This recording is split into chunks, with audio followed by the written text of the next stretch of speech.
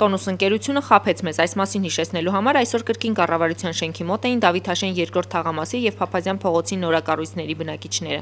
Ոնց կարելի է ձևի ժողովրդի հետ վարվել։ Վերջապես բոլոր ընտանիքի տեր են։ Ամոթ է կառավարությունը։ Թող բերեն իմ երեխեքի տուն ընտան աչքերը հանել է պետք է խուլիգան երկրի։ Տոնուս ընկերությունը, որն իրականացրել է Դավիթաշեն երկրորդ թաղամասի եւ Փափազյան փողոցի նորակառույցների շինարարությունը, պատկանում է Բարգավաճ Հայաստան կուսակցության նախկին պատգամավոր Աշոտ Տոնոյանին։ 2006 թվականին երկու շենքերի բնակիչները պայմանագիր են կնքել ընկերության հետ նորակառույցներում բնակարաններ ձեռք բերելու համար։ Այսօր նրանք փաստի առաջ են կանգնել, շենքերի շինարարությունը դադարեցված է եւ գրավ է դրված Արցախ բանկում։ Թեև մի քանի շաբաթ առաջ բանկը բնակիչներին խոստացել է լուծել խնդիրը, այսօր բոլորովին այլ բան է ասում։ Կոնկրետ հասկացնում են մարդիկ։ Դուք մեզ հետ պայմանագիր չեք կապել, որ մեզնից ինչ որ պահանջումներ տնեք։ Բնակիչները հիշեցնում են Տոնուս ընկերության հետ կնքված պայմանագրում նշված է նաև Արցախ բանկը որպես երրորդ կողմ, շենքը վաճառողի կարգավիճակով։ Դավիթաշեն երկրորդ թաղամասի նորակառույցում բնակարան է ձեռք բերել 155 ընտանիք, Փափազյանում 105։ Այսօր բողոքի ակցիա իրականացնող բնակիչներին մոտեցավ կառավարության աշխատակազմի քաղաքացիների ընդունելության դիմում բողոքների բաժնի պետ Ալեքսանդր Ղազարյանը։ Նա բնակիչներին հանձնեց նրանց բողոքի վերաբերյալ կառավարության գրավոր պատասխանը։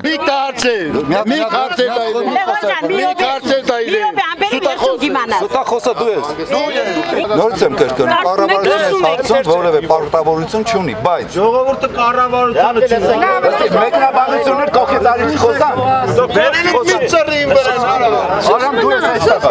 Կառավարության ներկայացուցիչն իր խոսքը կարողացավ ավարտին հասցնել միայն կրքերի հանդարտացումից հետո։ Մի հոգու հարց չի, երկու հոգու հարց չի, ամբողջ